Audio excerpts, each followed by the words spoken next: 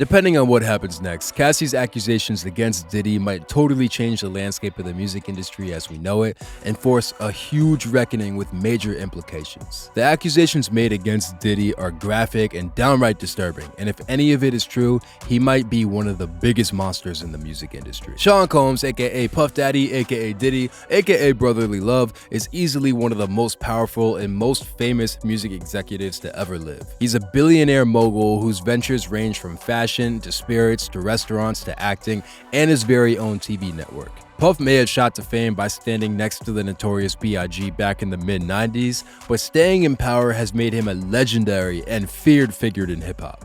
In 2023 alone, he picked up a Grammy nomination for his brand new album, not to mention a televised Lifetime Achievement Award tribute from BET. But even more recently, Diddy has faced extremely disturbing allegations about his past behavior, and now people are reckoning with a whole other side of Diddy's legacy. On November 16th of 2023, reports surfaced of a bombshell lawsuit filed by Diddy's ex-girlfriend, Cassie Ventura, accusing him of sexual assault, physical abuse, and human trafficking. Cassie was a rising star in the mid-2000s, a talented teenage singer-songwriter who was, quote, discovered by Diddy. In fact, Ryan Leslie had signed Cassie first, but decided to partner with Diddy's Bad Boy Records on a joint venture to manage and steer Cassie's career. Cassie's self-titled album hit number 4 on the Billboard 200 and earned positive reviews. Her follow-up mixtape, Rockabye Baby, was widely praised by critics and shattered download records when it dropped in 2013.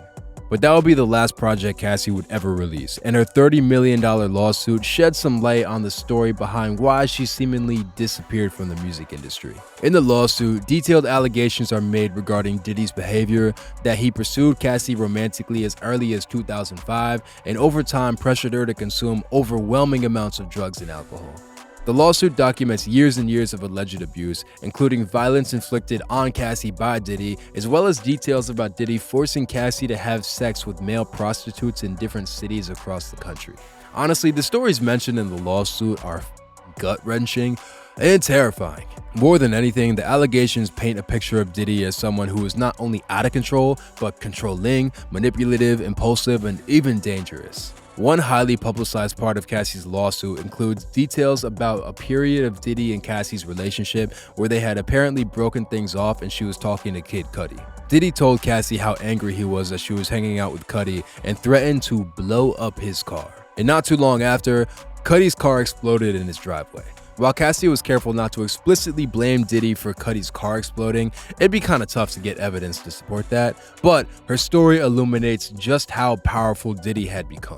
When she would try and leave Diddy, people connected to him were always able to find her and track her down. In one instance, Cassie claims that Diddy gave her a black eye at a LA hotel room in 2016. When Cassie tried to escape the hotel, Diddy chased her into the hallway, throwing glass vases. The lawsuit even claims that Diddy paid the hotel $50,000 for the footage, which goes to show the extent of Puff's power, wealth, and influence, and how he seems to wield it over Cassie and anyone else he came across. That's still not even the tip of the iceberg.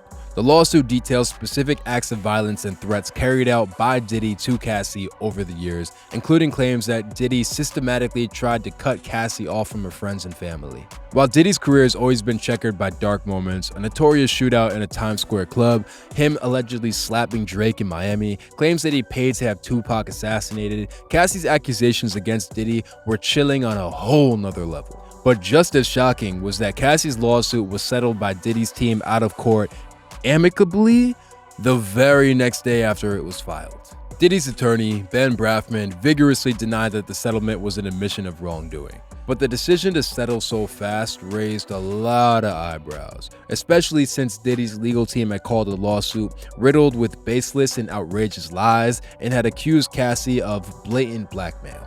The lightning-fast settlement for an undisclosed amount of money caused a lot of speculation to what kind of details about Diddy's past might come out in the next few weeks. Cassie's lawsuit against Puff opened the floodgates and more women started coming forward about their experiences with Diddy. Just a week after Cassie filed her initial lawsuit, another woman sued Diddy for allegedly drugging and assaulting her. That woman, who was a Syracuse University student at the time, claimed that she believes Diddy drugged her after they went out to dinner in Harlem back in 1991. The lawsuit goes on to claim that Diddy drove her to a house, sexually assaulted her, and filmed the assault on camera. Diddy also denied those allegations, but the very next day, another lawsuit accusation surfaced. An anonymous accuser, a Jane Doe, claimed that she met Diddy and singer-songwriter Aaron Hall at a music industry event in the early 90s and that both men later assaulted her. She even said Diddy showed up to her home a few days later and choked her.